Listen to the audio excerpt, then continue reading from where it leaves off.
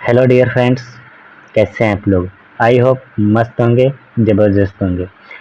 आज दोस्तों हम डिस्कस करने वाले हैं टीजी पीजीटी का मैराथन जो है लेके आए हैं। आज हम लगभग दोस्तों 200 प्लस क्वेश्चन डिस्कस करेंगे, जो दोस्तों टीजीटी और पीजीटी के लिए बहुत ही महत्वपूर्ण होने वाला है। आज की जो मैराथन है वो है सब्जेक्ट एग्रोनॉमी। हम दोस्तों सब्जेक्ट वाइज मैराथन डिस्कस करेंगे। पहले एग्रोनॉमी की, फिर हॉर्टिकल्चर की, उसके बाद एनिमल हस्बेंड्री की, फिर जो है सॉइल साइंस की मैराथन डिस्कस करेंगे। तो आज पहली मैराथन है वो है एग्रोनॉमी की। तो आज की मैराथन का पहला क्वेश्चन है आपकी स्क्रीन पर। क्वेश्चन है कि क्रोमोसोम के आधार पर गेहूं को कितने वर्गों में बांटा गया है। तो पहला ऑप्शन है 5 वर्गों में, ऑप्शन बी है 4 वर्गों में, ऑप्शन सी है 2 वर्गों में, ऑप्शन डी है 3 वर्गों में। तो इसका जो राइट आंसर है ऑप्शन डी, 3 वर्गों में जो है बांटा गया है। गेहूं को जो है क्रोमोसोम के आधार पर कितने 3 वर्गों में बांटा गया है, जिसमें आपका पहला है डिप्लॉयड। कौन सा है?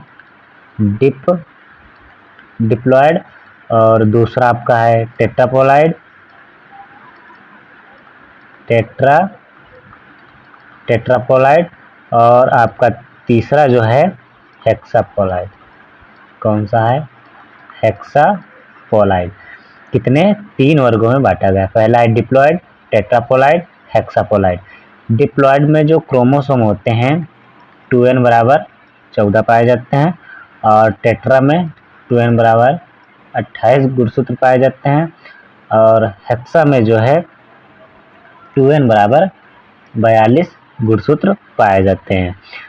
जो डिप्लॉयड है फ्री से सब स्पीसीजों में बांटा गया है।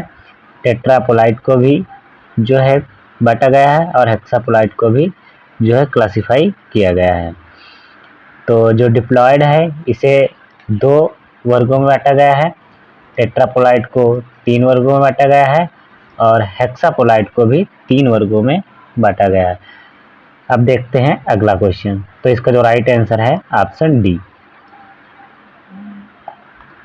अगला क्वेश्चन है question number second. Question number second है कि निम्न में से कौन भारतीय बोना गेहूं है। तो पहला ऑप्शन है ट्रिटिकम एस्फोरोकोकम, ऑप्शन बी है ट्रिटिकम एस्टिवम, ऑप्शन सी है ट्रिटिकम ड्यूरम, और ऑप्शन डी है नॉन ऑफ दीज। तो इसका जो राइट आंसर है ऑप्शन ए, ट्रिटिकम स्फेरोकोकम जो है कैसा है? बोना गेहूं है, भारतीय बोना गेहूं है। अगर बात करें ट्रिटिकम एस्टिवम की, ये कैसा है? इसे मैक्सिकन ड्रॉप व्हीट कहते हैं। ठीक है, मैक्सिकन ड्वार्फ व्हीट। ठीक, और इसे जो है ब्रेड व्हीट के नाम से भी जाना जाता है। अगला जो है ट्रिटिकम ड्यूरम। ट्रिटिकम ड्यूरम जो है इसे मार्कोनी गेहूं भी कहते हैं, मार्कोनी गेहूं के नाम से भी जाना जाता है। अगला क्वेश्चन है क्वेश्चन नंबर 3। क्वेश्चन नंबर 3 है कि गेहूं की फर्व में जो है प्रति हेक्टेयर बीज दर कितनी रहती है। इसका जो फुल फॉर्म है फर्व का फेरो इरिगेटेड रेसेट बेड सिस्टम होता है। काफ़ी पूछा जाता है कि जो फर्व में विध है किससे संबंधित है। तो इसमें जो बीज दर है कितनी रखी जाती है। पहला ऑप्शन है 150 किलोग्राम, ऑप्शन बी है 100 किलोग्राम, ऑप्शन सी है 75 किलोग्राम, ऑप्शन डी है 25 से 30 किलोग्राम। तो इसका जो राइट आंसर है ऑप्शन सी, 75 किलोग्राम जो है बीज दर रखी जाती है। 150 किलोग्राम दोस्तों हम ब्रॉडकास्टिंग मेथड में रखते हैं, जब गेहूं की जो बुवाई है छिड़कवा विधि से करते हैं, इसे छिड़कवा विधि से करते हैं, तब जो बीज दर है 150 केजी रखते हैं। जब बुवाई हम सीड ड्रिल से करते हैं तब 100 केजी बीज दर रखते हैं, और जब हम डिबलर से जो बुवाई करते हैं तब जो है 25 से 30 किलोग्राम बीज की आवश्यकता होती है। तो इसका जो राइट आंसर है ऑप्शन सी, 75 किलोग्राम जो है बीज की आवश्यकता होती है। अगला क्वेश्चन है क्वेश्चन नंबर चौथा। क्वेश्चन नंबर 4 है कि गेहूं का मिनिमम जर्मिनेशन परसेंटेज कितना होता है। गेहूं का जो है जर्मिनेशन परसेंटेज कितना होता है मिनिमम। तो पहला ऑप्शन है 65 से 70%, ऑप्शन बी है 85%, ऑप्शन सी है 40 से 50%, ऑप्शन डी है 100%। तो इसका जो राइट आंसर है ऑप्शन बी, 85% होता है। कितना? 85% इसका जो है जर्मिनेशन परसेंटेज होता है मिनिमम। मिनिमम मतलब यह है कि अगर हम 100 kg बीज का प्रयोग कर रहे हैं बुवाई के लिए, तो उसमें जो है 85 kg ही बीज का जो है अंकुरण होगा और 15 kg जो बीज है वो नष्ट हो जाते हैं। तो इसका जो राइट आंसर है ऑप्शन बी, 85%। 65 से 70% जो है गेहूं में कार्बोहाइड्रेट पाया जाता है। क्या पाया जाता है? कार्बोहाइड्रेट पाया जाता है 65 से 70%, और 40 से 50% जो है हार्वेस्ट इंडेक्स होता है।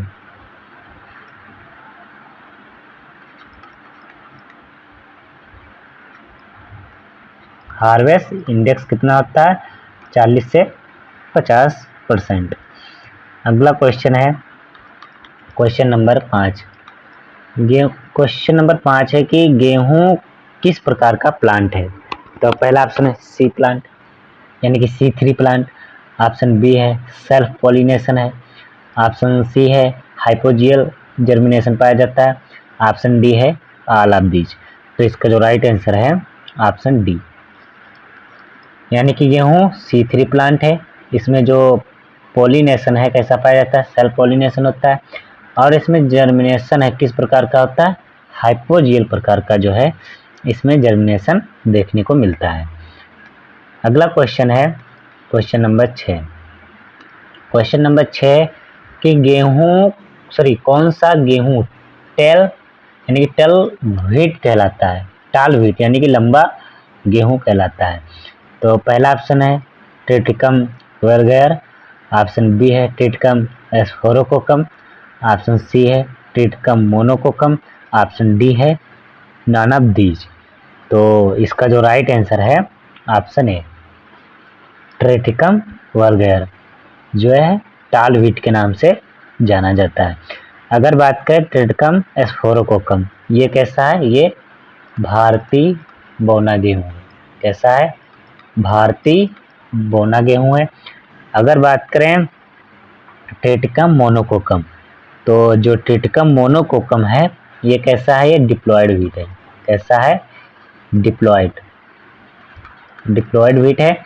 इसमें जो क्रोमोसोम है 2n बराबर 14 पाए जाते हैं। ठीक है, तो इसका जो राइट आंसर है ऑप्शन ए। अगला क्वेश्चन है क्वेश्चन नंबर 7। क्वेश्चन नंबर 7 है कि गेहूं में कितने % प्रोटीन पाई जाती है। तो पहला ऑप्शन है 10 से 11%, ऑप्शन बी है 6 से 7%, ऑप्शन सी है 10%, ऑप्शन डी है 26%। तो इसका जो राइट आंसर है ऑप्शन ए, 10 से 11% जो है गेहूं में प्रोटीन पाई जाती है। कौन सी प्रोटीन पाई जाती है? तो ग्लूटीन। कौन सी? ग्लूटीन प्रोटीन पाई जाती है। ठीक है, ग्लूटीन प्रोटीन पाई जाती है कितने %? 10 से 11%। अगर बात करें ऑप्शन बी की कि 6 से 7% किस में पाई जाती है, तो 6 से 7% जो है चावल में प्रोटीन पाई जाती है। कौन सी प्रोटीन पाई जाती है? तो ओराइजिन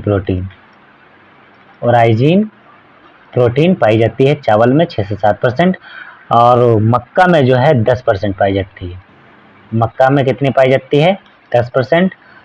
और मक्का में कौन सी प्रोटीन पाई जाती है? जीन प्रोटीन पाई जाती है। अगर बात करें ऑप्शन डी की 26%, तो 26% जो है मूंगफली में। किसमें? मूंगफली में जो है 26% प्रोटीन पाई जाती है। आप लोगों को कमेंट में बताना है कि मूंगफली में जो है ऑयल कितने % पाया जाता है। ठीक है, अगला क्वेश्चन है क्वेश्चन नंबर 8। क्वेश्चन नंबर 8 है कि अनाजों का राजा किसे कहा जाता है? अनाजों का राजा किसे कहा जाता है? तो पहला ऑप्शन है गेहूं को, ऑप्शन बी है चावल को, ऑप्शन सी है बरसीम को, ऑप्शन डी है इनमें से कोई नहीं।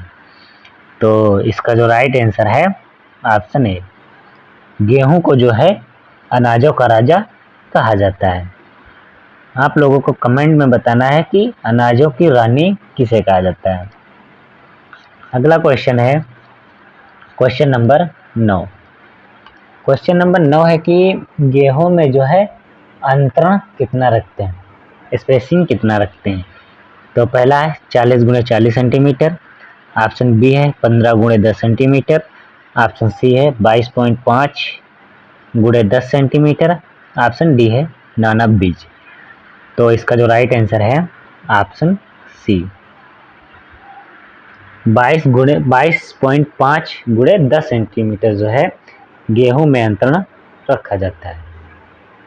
ठीक है, अगला क्वेश्चन है क्वेश्चन नंबर 10। क्वेश्चन नंबर 10 है कि विश्व का पहला स्टेबल फूड किसे कहा जाता है, या विश्व का पहला स्टेबल फूड कौन सा है? तो पहला ऑप्शन है धान, ऑप्शन बी है गेहूं, ऑप्शन सी है मक्का, ऑप्शन डी है जौ। तो इसका जो राइट आंसर है ऑप्शन बी, गेहूं विश्व का पहला जो है खाद्यान्न फसल है या खाद्यान्न फूड है। अगर बात करें भारत की कि भारत में पहला स्टेबल फूड कौन सा है, तो भारत में जो पहला है धान है और दूसरे पर गेहूं है। ठीक है, वर्ल्ड में गेहूं पहले स्थान पर है और भारत में गेहूं दूसरे स्थान पर है, धान जो है पहले स्थान पर है। तो इसका जो राइट आंसर है ऑप्शन बी। अगला क्वेश्चन है क्वेश्चन नंबर 11। क्वेश्चन नंबर 11 है कि जब किसान के पास 3 सिंचाई उपलब्ध हो तो किसान गेहूं की किस अवस्था पर सिंचाई करेगा? ठीक है, तो पहला ऑप्शन है CRI स्टेज, ट्रेलिंग स्टेज की मिल्किंग स्टेज, ऑप्शन बी है CRI मिल्किंग फ्लावरिंग, ऑप्शन तीसरा है CRI लेट जॉइंटिंग मिल्किंग और चौथा है CRI फ्लावरिंग मिल्किंग। तो इसका जो राइट आंसर है ऑप्शन सी, जो अगर किसान के पास 3 सिंचाई उपलब्ध है तो सबसे पहली सिंचाई जो है CRI स्टेज पर करेगा। कब करेगा? CRI स्टेज,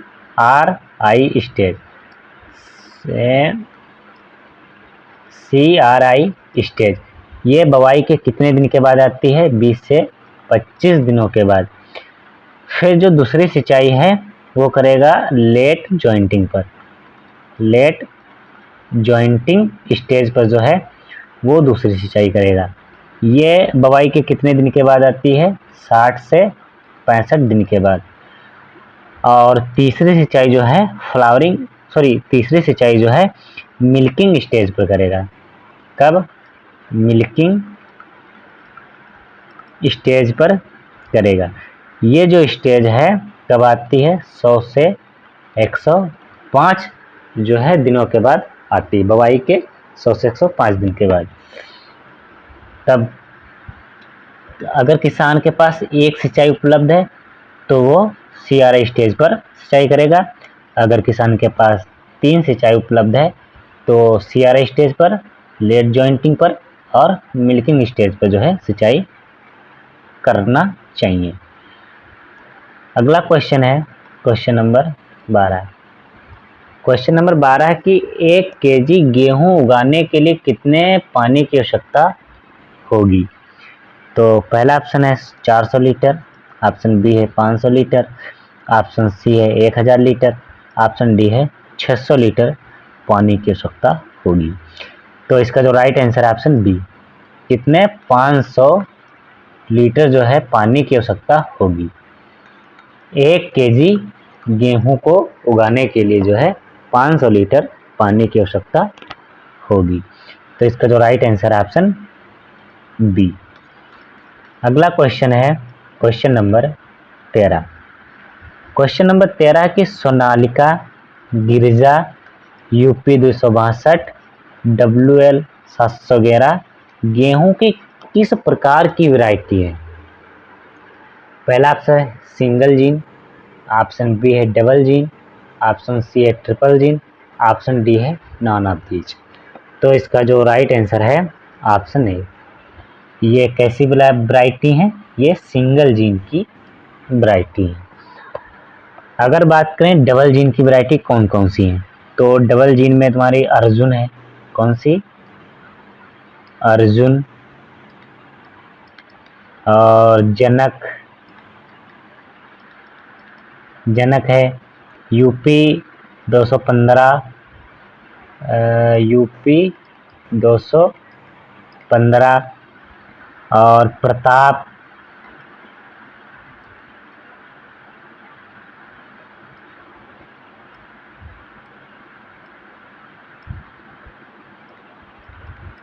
और कल्याण सोना, ये जो वैरायटी हैं डबल जीन में है।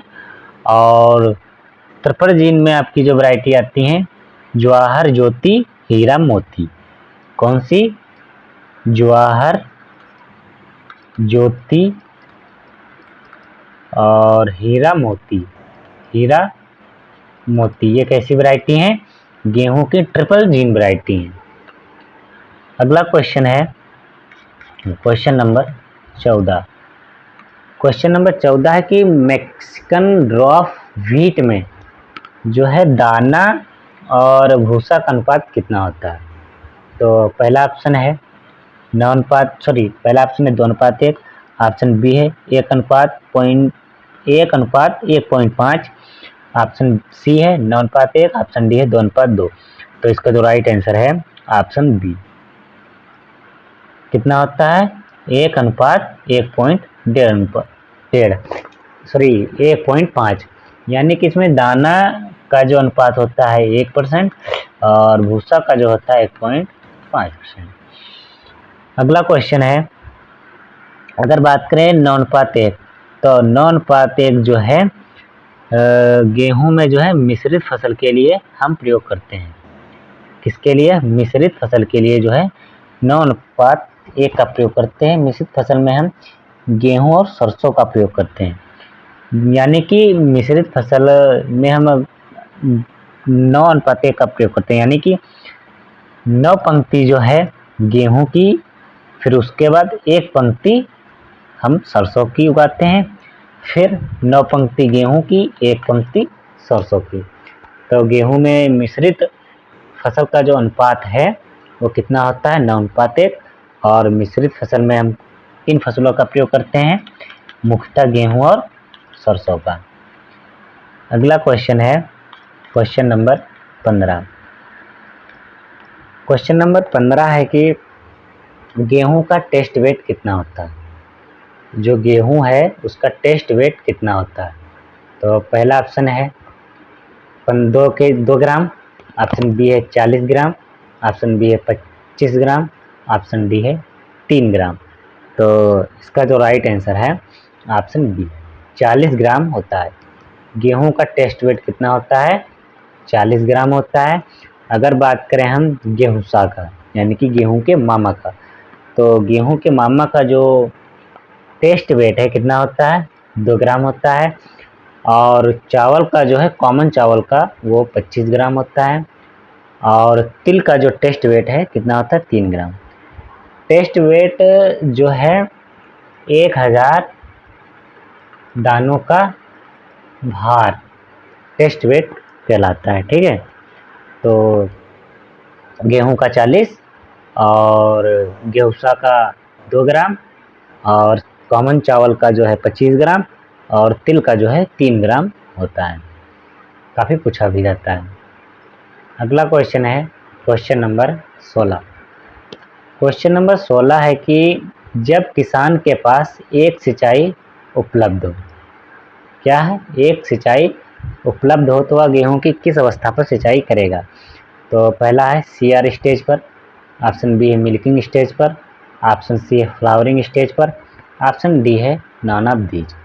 तो इसका जो राइट आंसर है ऑप्शन ए, किस पर करेगा, CR स्टेज पर जो है सिंचाई करेगा।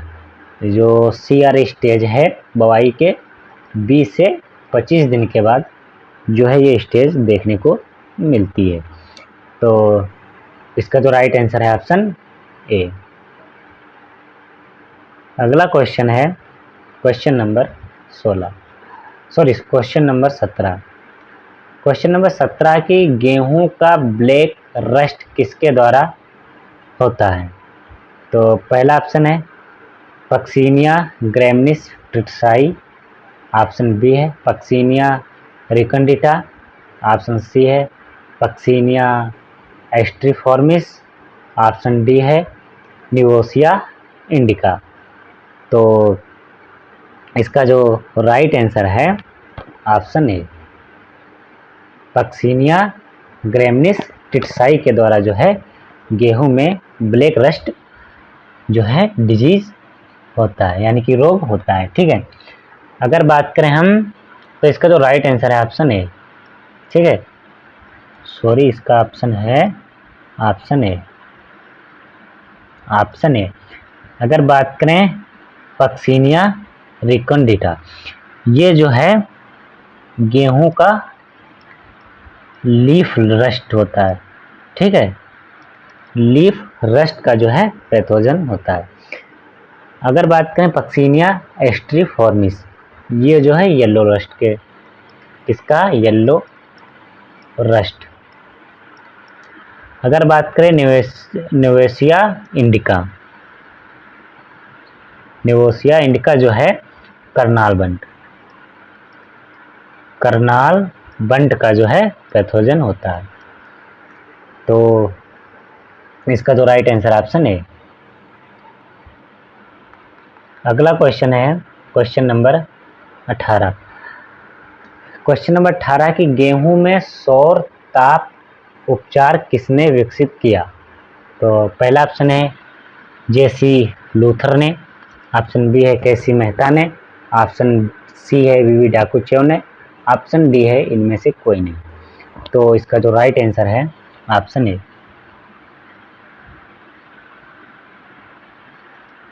JC लूथर ने जो है गेहूं में सौर ताप उपचार विकसित किया था। अगला क्वेश्चन है क्वेश्चन नंबर 19। क्वेश्चन नंबर 19 है कि धान में कितने गुणसूत्र पाए जाते हैं। पहला ऑप्शन है 2n बराबर 14, ऑप्शन बी है 2n बराबर 16, ऑप्शन सी है 2n बराबर 20, ऑप्शन डी है 2n बराबर 24। तो इसका जो राइट आंसर है ऑप्शन डी, धान में जो है कितने 24 गुणसूत्र पाए जाते हैं।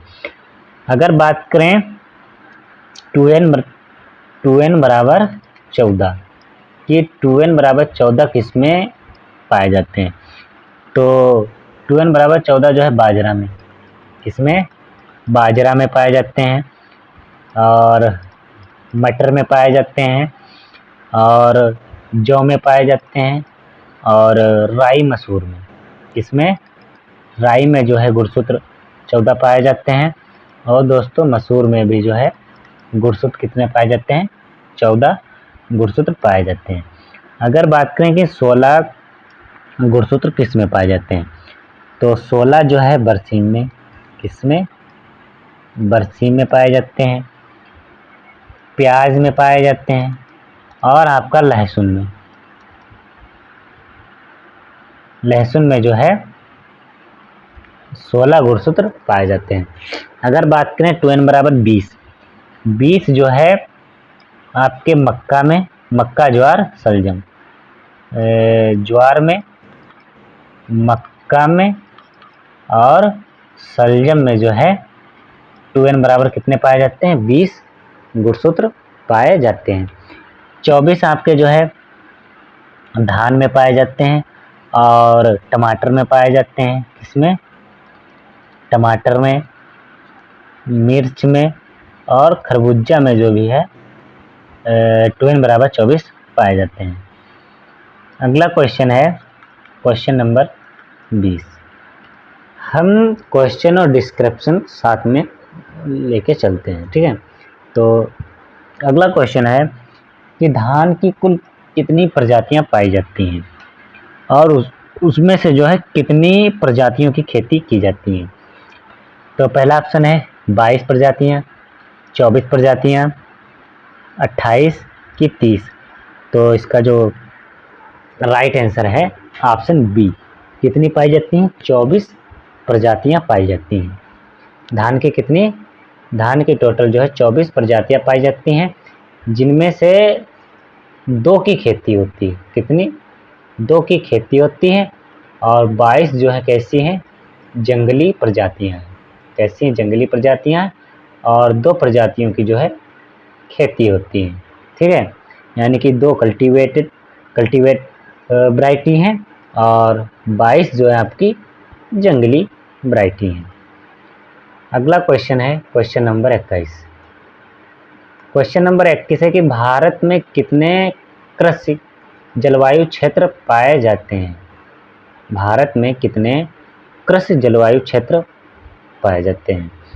तो पहला ऑप्शन 9, ऑप्शन बी है 15, ऑप्शन सी है 10, ऑप्शन डी है 20।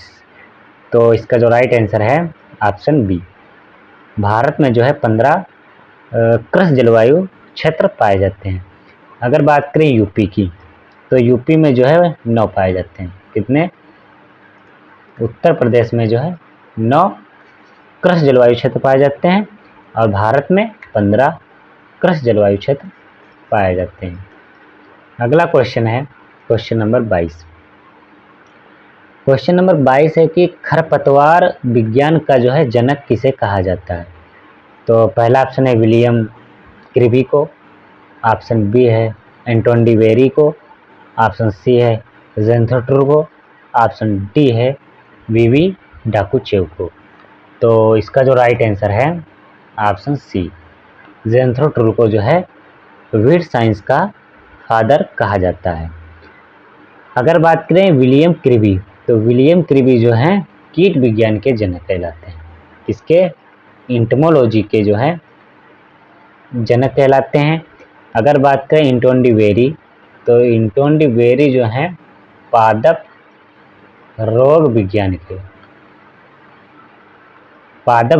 के जनक कहलाते हैं और वीवी डाकुचेव जो हैं मृदा विज्ञान के। किसके? मृदा विज्ञान यानी कि सॉइल साइंस के फादर कहलाते हैं। तो इसका जो राइट आंसर ऑप्शन सी। अगला क्वेश्चन है क्वेश्चन नंबर 23। क्वेश्चन नंबर 23 है कि कई वर्षों तक एक ही खेत में एक ही फसल बार बार उगाना क्या कहलाता है?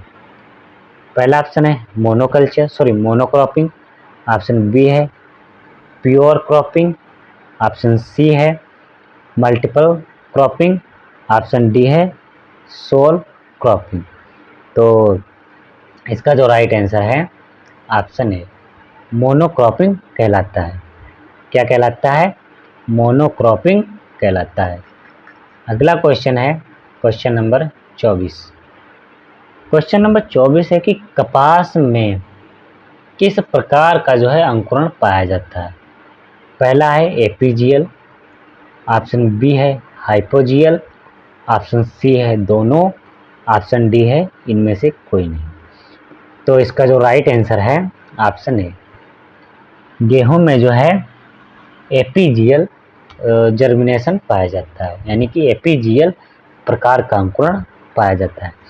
अगर बात करें हाइपोजियल, तो हाइपोजियल जो है गेहूं में अंकुरण पाया जाता है। गेहूं में हाइपोजियल और कपास में एपीजियल टाइप का जो है जर्मिनेशन पाया जाता है। अगला क्वेश्चन है क्वेश्चन नंबर 25। क्वेश्चन नंबर 25 है कि सिनर्जेटिक खेती का उदाहरण क्या है। तो पहला है गेहूं सरसों, ऑप्शन बी है गन्ना आलू, ऑप्शन सी है मक्का उड़द, ऑप्शन डी है इनमें से कोई नहीं। तो इसका जो राइट आंसर है ऑप्शन बी, गन्ना आलू जो है सिनर्जेटिक के उदाहरण है, और गेहूं सरसों जो है आपका मिश्रित फसल के उदाहरण है। किसके? मिश्रित फसल के। और किसमें? गेहूं में। ठीक है, मिश्रित फसल के उदाहरण है गेहूं में। तो इसका जो राइट आंसर है ऑप्शन बी, गेहूं गन्ना आलू। ठीक है, इसका राइट आंसर ऑप्शन बी, गन्ना आलू। अगला क्वेश्चन है क्वेश्चन नंबर 26।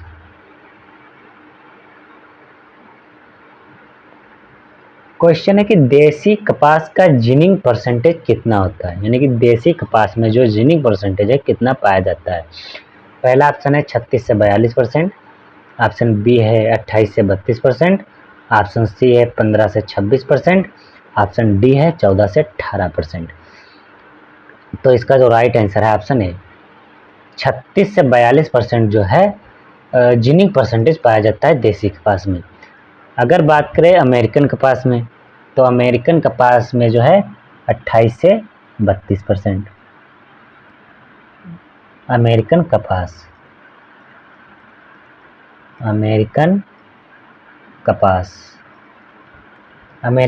में कितना? 28 से 32, और देसी में 36 से 42%। अगर बात करें कि देसी कपास में जो है तेल की मात्रा कितनी पाई जाती है, तो देसी कपास में जो तेल की मात्रा है 15 से 26। ये किसमें? देसी कपास में। ठीक है, देसी कपास में जो ऑयल परसेंटेज है कितना? 15 से 26, और अमेरिकन कपास में जो है 14 से 18। अमेरिकन कपास में जो ऑयल परसेंटेज है कितना पाया जाता है? 13 से 18%। देसी में 15 से 26%, और अमेरिकन कपास में जिनिंग परसेंटेज जो है 28 से 32%, और देसी कपास में 36 से 42% जिनिंग परसेंटेज पाया जाता है। अगला क्वेश्चन है क्वेश्चन नंबर 27। क्वेश्चन नंबर 27 है कि मक्का किस प्रकार का पौधा है। मक्का किस प्रकार का पौधा है। तो पहला ऑप्शन है C4, ऑप्शन बी है मोनोसियस, ऑप्शन सी है C3, ऑप्शन डी है AB दोनों। तो इसका जो राइट आंसर है ऑप्शन डी, AB दोनों। मक्का जो है C4 प्लांट है और मोनोसियस प्रकार का है। ठीक है, तो इसका जो राइट आंसर है ऑप्शन डी। अगला क्वेश्चन है क्वेश्चन नंबर 28। क्वेश्चन नंबर 28 है कि अनाजों का राजा किसे कहा जाता है। तो अनाजों का राजा जो है गेहूं को, ऑप्शन बी है मक्का को, ऑप्शन सी है धान को, ऑप्शन डी है बरसीम को। तो इसका जो राइट आंसर है ऑप्शन ए, गेहूं को जो है अनाजों का राजा कहा जाता है, और मक्का को जो है अनाजों की रानी। ठीक है, मक्का को अनाजों की रानी और गेहूं को अनाजों का राजा कहा जाता है। अगला क्वेश्चन है क्वेश्चन नंबर 29। क्वेश्चन नंबर 29 है कि हार्वेस्ट इंडेक्स शब्द किसने दिया। तो पहला ऑप्शन है डोनाल्ड ने, ऑप्शन बी है बेकमैन ने, ऑप्शन सी है आर्नोन ने, ऑप्शन डी है इनमें से कोई नहीं। तो इसका जो राइट आंसर है ऑप्शन ए, डोनाल्ड ने जो है हार्वेस्ट इंडेक्स शब्द दिया था, और इन्होंने कब दिया था? तो 1962 में। 1962 में जो है हार्वेस्ट इंडेक्स शब्द दिया था। अगला क्वेश्चन है क्वेश्चन नंबर 30। क्वेश्चन नंबर 30 है कि निम्न में से कौन खेती का प्रकार नहीं है। तो पहला है मिश्रित खेती, ऑप्शन बी है शुष्क खेती, ऑप्शन सी है विशिष्ट खेती, ऑप्शन डी है पूंजीवादी खेती। तो इसका जो राइट आंसर है ऑप्शन डी। पूंजीवादी जो है खेती का प्रकार नहीं है, ठीक है, खेती का प्रकार जो नहीं है। जबकि मिश्रित खेती खेती का प्रकार है, शुष्क खेती खेती का प्रकार है, विशिष्ट खेती जो है आपका खेती का प्रकार है,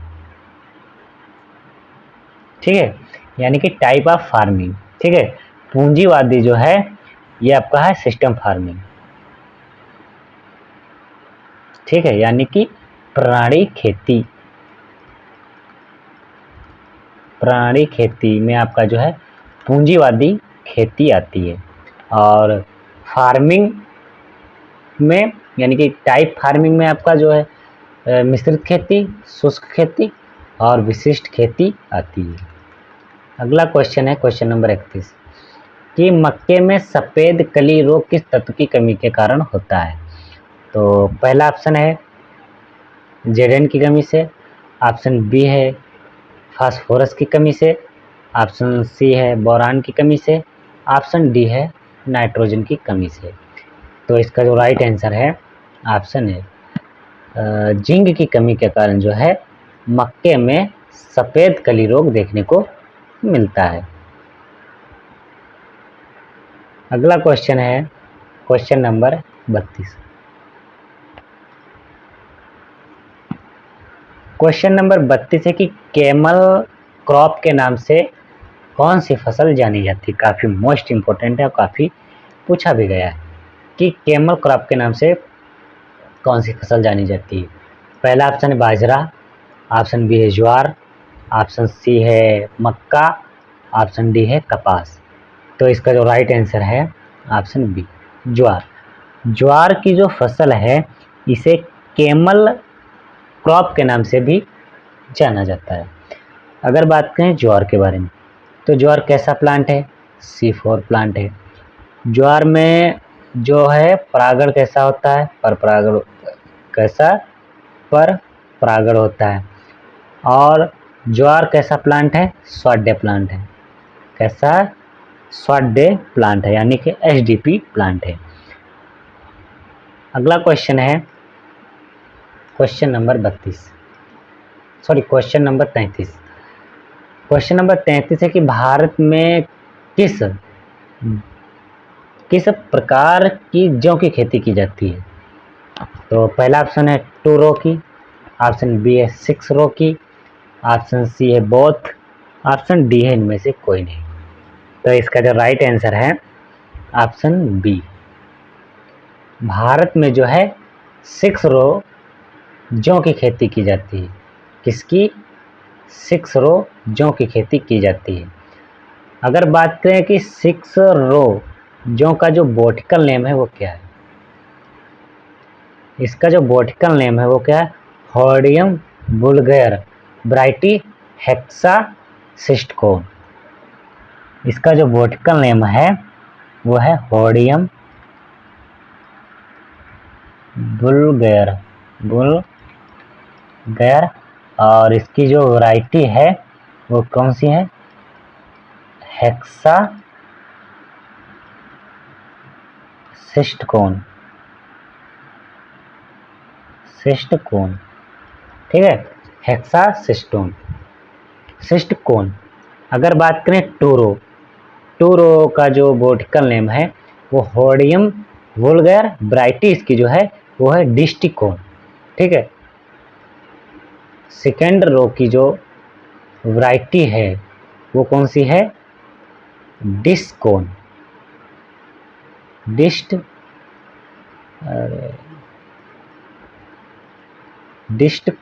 ठीक है। 6 रो का जो बॉटिकल नेम है हॉर्डियम वुल्गेर हेक्सासिस्टकोन और 2 रो का जो बॉटिकल नेम है हॉर्डियम वुल्गेर डिस्टिकोन, ठीक है। गेहूं भारत में किस जौ की खेती होती है, तो वो है 6 रो की। अगला क्वेश्चन है क्वेश्चन नंबर 34। क्वेश्चन नंबर 34 है कि जौ में कितने परसेंट प्रोटीन पाई जाती है। जौ में प्रोटीन कितने परसेंट पाई जाती है। पहला ऑप्शन है 11.6%, ऑप्शन बी है 10%, ऑप्शन सी है 25%, ऑप्शन डी है 26%। तो इसका जो राइट आंसर है ऑप्शन ए।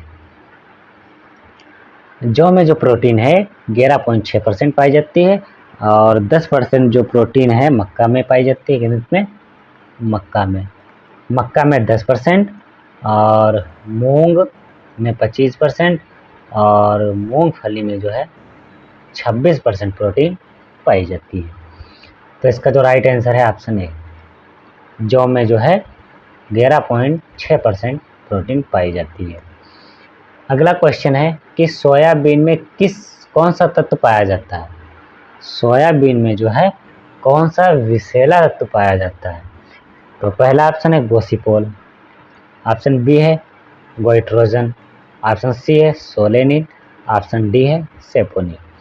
तो इसका जो राइट आंसर है ऑप्शन ए, इसका जो राइट आंसर है ऑप्शन बी। गोइट्रोजन जो है सोयाबीन में पाया जाने वाला विषैला तत्व है। अगर बात करें हम गोसिपोल की, तो गोसिपोल जो है कपास में पाया जाता है। किसमें? कपास में पाया जाता है। सोलेनिन आलू में पाया जाता है। आलू का हरापन भी जो है सोलेनिन के कारण होता है। और अगर बात करें सेपोनिन की, सेपोनिन जो है आपका रिजका में। किसमें? रिजका में और प्लस महुआ में जो है विषैला तत्व पाया जाता है सेपोनिन।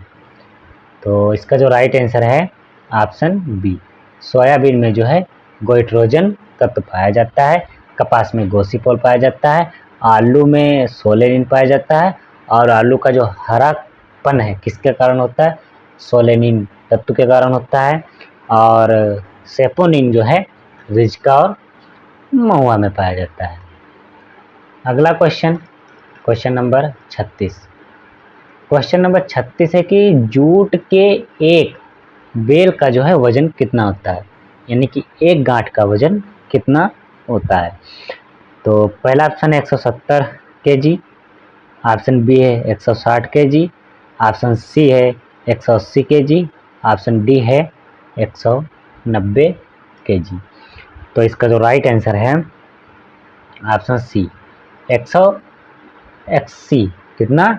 180 kg का जो है बेल होता है, यानी कि एक बेल का वजन, ठीक, जूट के एक बेल का वजन कितना होता है? 180 किलोग्राम। ठीक है। और ये बात हो गई जूट की। अगर बात करें कपास के एक बेल का वजन कितना होता है, यानी कि एक गांठ का, तो इसका जो वजन है 170 किलोग्राम। कितना? 170 किलोग्राम। ठीक, यानी कि कपास का जो 170 किलोग्राम का जो है एक थैला या एक गट्ठर बनाया जाता है, जिसे हम बेल कहते हैं। ठीक है, क्या कहते हैं? बेल कहते हैं। तो कपास का जो है 170 किलोग्राम का होता है और जूट का जो है 180 किलोग्राम का होता है। ठीक है। अगला क्वेश्चन है क्वेश्चन नंबर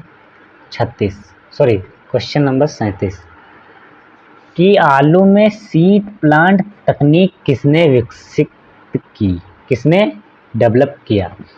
तो पहला ऑप्शन है पुष्कर नाथ ने, ऑप्शन बी है डॉक्टर एस रामानुजन ने, ऑप्शन सी है डोनाल्ड ने, ऑप्शन डी इनमें से कोई नहीं। तो इसका जो राइट आंसर है ऑप्शन ए। किसने? पुष्कर नाथ ने जो है आलू में सीड प्लांट तकनीक जो है विकसित की है। अगर बात करें हम डॉक्टर एस रामानुजन की, तो इन्होंने जो है टीपीएस तकनीक दी थी। कौन सी? टीपीएस तकनीक दी थी। टीपीएस कब दी थी? 1965 में। और पुष्कर नाथ ने जो सीड प्लांट तकनीक है ये कब दी थी? 1967 में। ठीक है, 1967 में। अगर बात करें डोनाल्ड की, तो इन्होंने जो है हार्वेस्ट इंडेक्स दिया था। क्या दिया था? हार्वेस्ट इंडेक्स जो है डोनाल्ड ने दिया था, ठीक है, और कब दिया था आप लोगों को कमेंट में बताना। इससे पिछले क्वेश्चन में हमने डिस्कस किया था कि डोनाल्ड जो है किसका मतलब डोनाल्ड का किससे संबंध है, तो इन्होंने जो है हार्वेस्ट इंडेक्स नाम दिया था। कब दिया था आप लोगों को कमेंट में बताना है। अगला question, question number 38। Question number 38 है कि वायु का वेग मापने हेतु किस उपकरण का प्रयोग किया जाता है। किस उपकरण का जो है प्रयोग किया जाता है। तो पहला ऑप्शन है बैरोमीटर का, ऑप्शन बी है थर्मोग्राफी का, ऑप्शन सी है एनीमोमीटर का, ऑप्शन डी है थर्मोमीटर का। एक है थर्मोग्राफी और एक है थर्मोमीटर। तो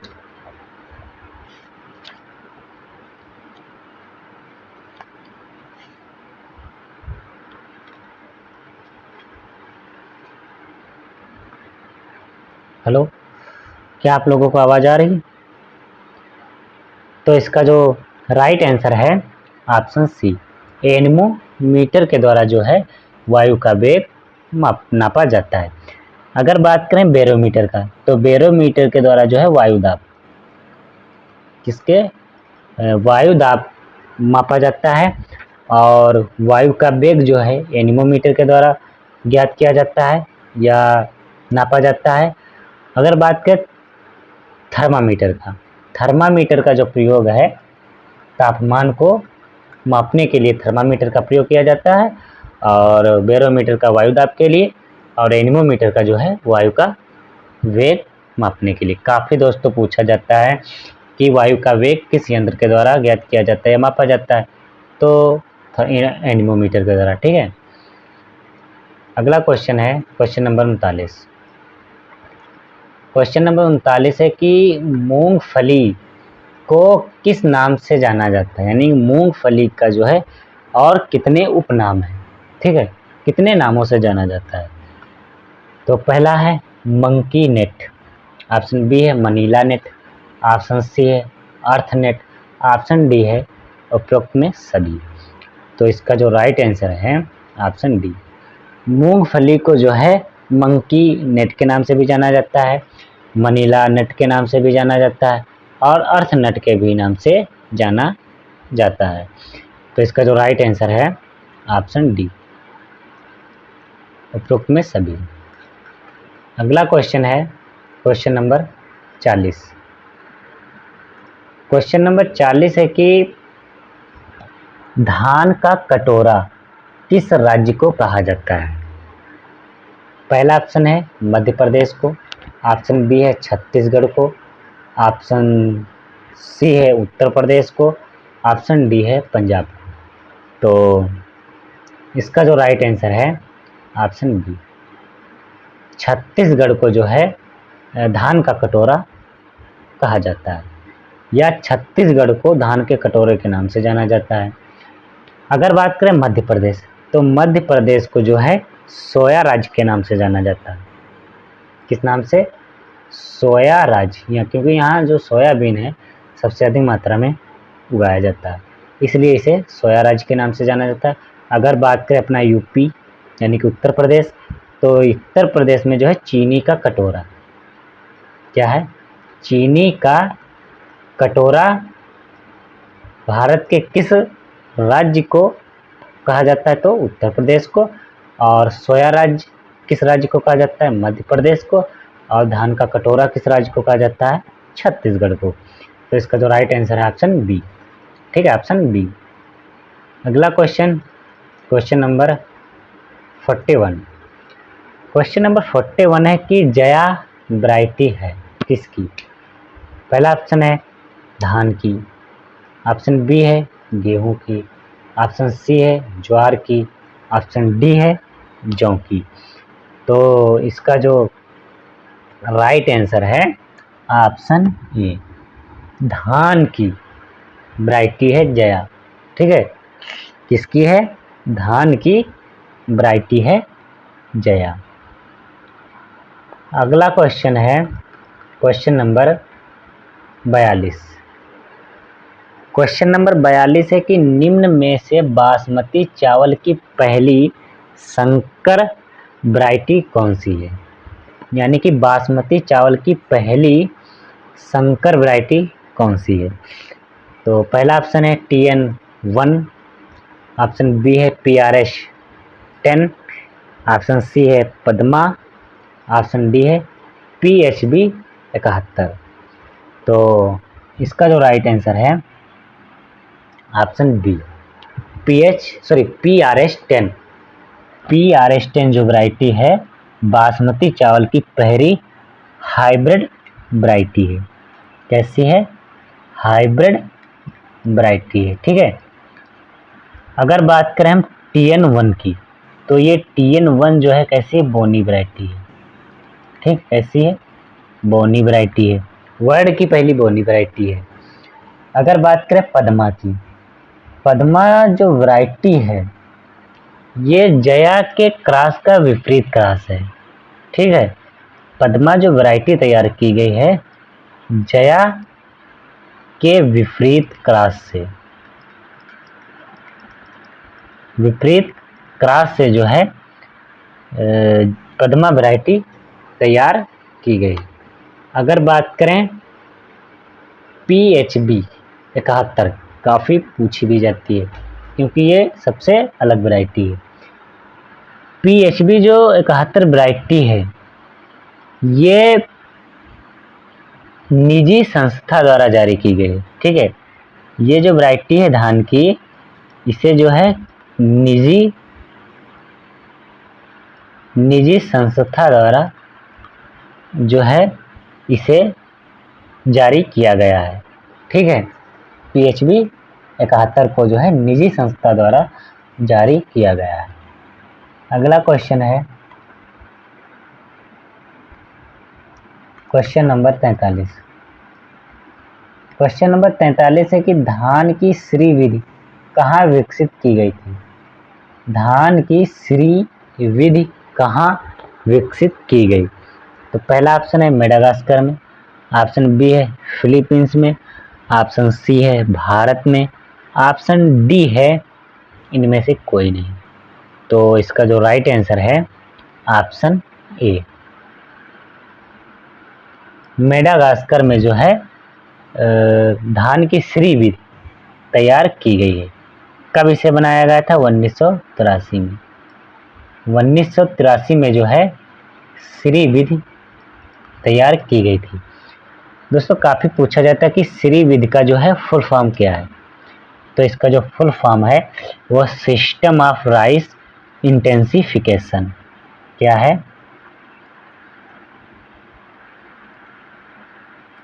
system of rice intensification,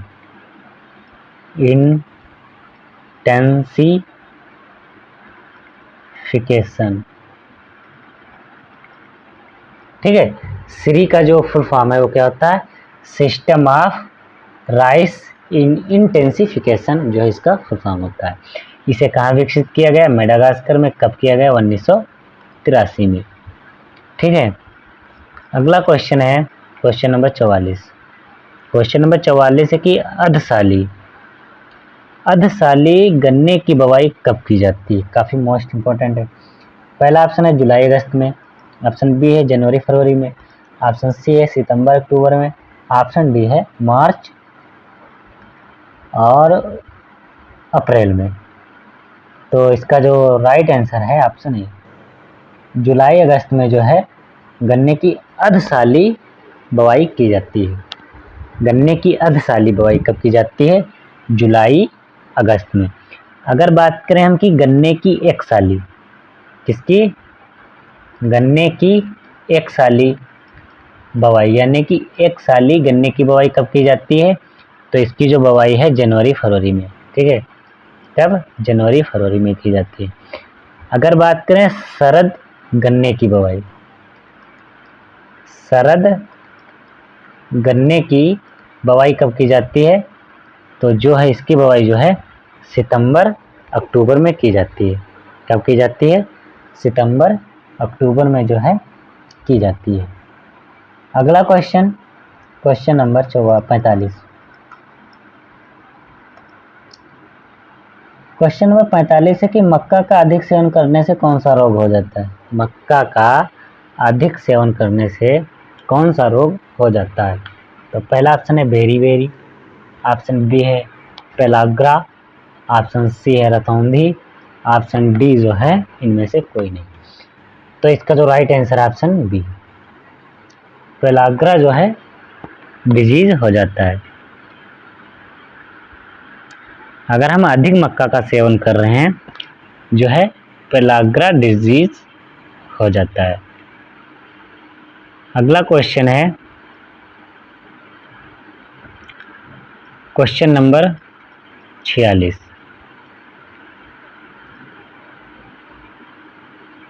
question number 46 है कि मक्का की बीज दर प्रति हेक्टेयर चारे के उद्देश्य से कितने रखते हैं। जब मक्का की बुआई हम चारे के उद्देश्य से करते हैं तब उसमें जो है बीज दर कितनी रखते हैं। पहला ऑप्शन है 18 से 20 किलोग्राम, ऑप्शन बी है 15 से 20 किलोग्राम, ऑप्शन सी है 25 किलोग्राम, ऑप्शन डी है 40 से 50 किलोग्राम। तो इसका जो राइट आंसर है ऑप्शन डी, 40 से 50 किलोग्राम जो है बीज की आवश्यकता होती है। ठीक है। अगर हम मक्के की बुआई चारे के उद्देश्य से करते हैं तब, अगर हम मक्के की जो है संकुर बुआई के लिए 18 से 20 किलोग्राम, अगर मक्का की हम संकर वैरायटी का प्रयोग कर रहे हैं तब जो है 25 किलोग्राम बीज दर की आवश्यकता होती है। अगर हम मक्के की जो बुआई है कब कर रहे हैं, खरीफ ऋतु में, खरीफ ऋतु में कर रहे हैं तब 15 से 20 किलोग्राम बीज की आवश्यकता होती है। मक्का एक ऐसी फसल है जिसकी बुआई हम तीनों ऋतुओं में कर सकते हैं, जिसमें तीनों मौसम में हम कर सकते हैं। ठीक है, मक्का की बुआई यानी कि रबी सीजन में भी कर सकते हैं, खरीफ में भी कर सकते हैं, और इसकी जो बुआई है जायद में भी हम कर सकते हैं। दूसरी फसल है सूरजमुखी। सूरजमुखी की बुआई जो है हम तीनों सीजन में कर सकते हैं, रबी, खरीफ, जायद में। ठीक है, तो इसका जो राइट आंसर है ऑप्शन डी, 40 से 50 किलोग्राम बीज की आवश्यकता होती है जब मक्के की बुआई जो है हम चारे के उद्देश्य से करते हैं तब। अगला क्वेश्चन आपकी स्क्रीन पर क्वेश्चन है 47। क्वेश्चन 47 है कि मूंगफली का उत्पत्ति स्थान क्या है। मूंगफली का ओरिजिन प्लेस क्या है। पहला ऑप्शन है ब्राज़ील, ऑप्शन बी है भारत, ऑप्शन सी है इंडो बर्मा, ऑप्शन डी है अफ्रीका। तो इसका जो राइट आंसर है ऑप्शन ए, ब्राज़ील जो है मूंगफली का ओरिजिन प्लेस है, यानी कि उत्पत्ति स्थान है। अगर बात करें हम भारत, तो भारत जो है कपास का ओरिजिन प्लेस है, और इंडो बर्मा जो है आपका धान प्लस गन्ना का भी। ठीक है। अगला ऑप्शन इसमें जो है अफ्रीका जो है बाजरे का ओरिजिन प्लेस है।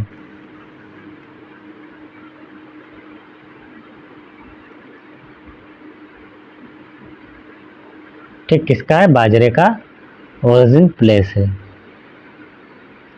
अगला क्वेश्चन है क्वेश्चन नंबर 48।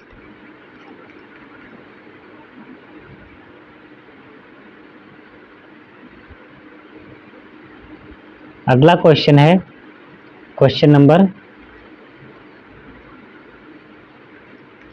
48। क्वेश्चन नंबर 48 है कि राष्ट्रीय मिलेट वर्ष कब मनाया गया। सन 2018 में, सन 2023 में, सन 2016 में कि सन 2015 में। तो इसका जो राइट आंसर है ऑप्शन ए, सन 2018 में जो है राष्ट्रीय मिलेट वर्ष मनाया गया। अगर बात करें कि अंतर्राष्ट्रीय मिलेट वर्ष कब मनाया गया, काफ़ी पूछा भी जाता है। ठीक है, पूछा जाता है कि अंतर्राष्ट्रीय मिलेट वर्ष कब मनाया गया? तो इसका जो राइट आंसर सन 2023, ऑप्शन बी।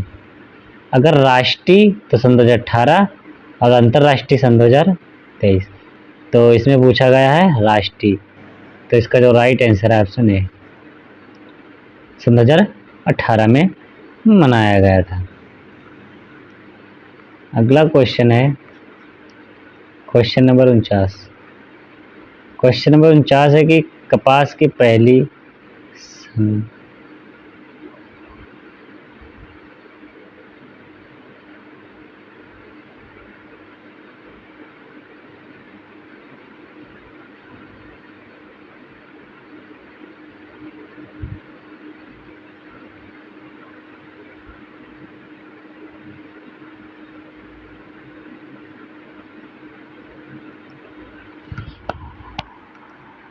अगला क्वेश्चन है